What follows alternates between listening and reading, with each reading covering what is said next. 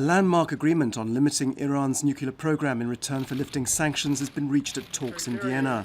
Under the deal between Iran and 6 major world powers, the restrictions on Iran's nuclear program will last at least 10 years. International sanctions will be lifted gradually, as will the blockade on Iran's international assets in Western banks, worth almost $150 billion. And there will be an increased monitoring of Iranian nuclear facilities. This agreement is the result of 12 years of negotiations.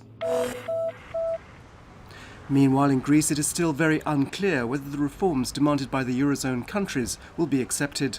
The Greek Parliament has until Wednesday to adopt deep reforms which would affect the country's pension and VAT systems and result in major privatisation of remaining state utilities. In return for implementing these reforms, Greece will receive a third bailout deal which is worth between 82 and 86 billion euros.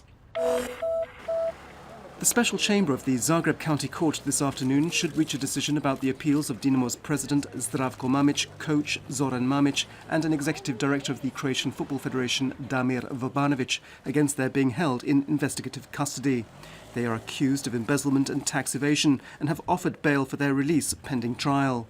Zdravko Mamić has offered 5 million kuna, Zoran Mamić 2 million and Vrbanović 500,000 kuna. The fourth accused, a tax official called Milan Pernar, did not appeal. According to the Croatian Employment Bureau, over 30,000 people joined the labour market in Croatia in the first 6 months of this year, which is 0.5% more than in the same period last year. And in the tourism sector alone, there was a 30% increase compared to last year. Most of these jobs were as waiters, cooks and chambermaids. President Kolinda Grabar-Kitarović spent last night on a Croatian fishing boat. She set sail yesterday with fishermen from the town of Kali on the island of Ugljan, which has the largest fishing fleet in the Adriatic. And it appears she brought them luck as they brought in a bigger haul than usual. Good news for motorists using diesel fuel. Last night, the price of diesel at petrol stations in Croatia fell significantly by 25 lipa a litre. Petrol prices, however, rose slightly by 7 lipa a litre. In entertainment news, Billy Idol received a huge reception at a concert in Zagreb's Šalata Sports Complex last night. The British rock musician played all his top hits. He was supported by party breakers from Belgrade and Zagreb's Psychomotor Pop. Sport, and in the last match of the first round of Croatia's top football league, Split defeated Zagreb's Lokomotiva 2-1. In other first-round matches, Istra beat Slaven Belupo, while Osijek won against Zagreb. Dinamo and Hajduk drew, as did Inter and Rijeka.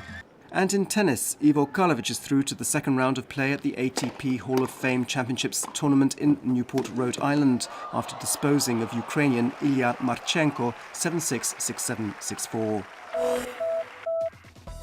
This afternoon's forecast calls for mostly sunny weather with some passing cloud cover inland, which in Međimurje and Podravina could result in some isolated rain showers.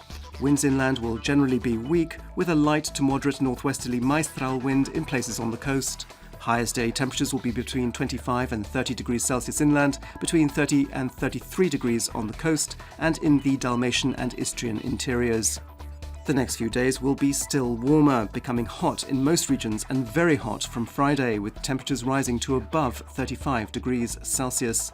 Nights also will be relatively warm. There could be some local rain showers in places, mainly in northern inland regions and in mountainous areas. On the coast there'll be mostly clear skies with a northeasterly burin and a northwesterly maestral wind. It'll become warmer and from Friday in many places temperatures at night will be over 25 degrees Celsius, while the days will be very hot, with temperatures reaching over 35 degrees.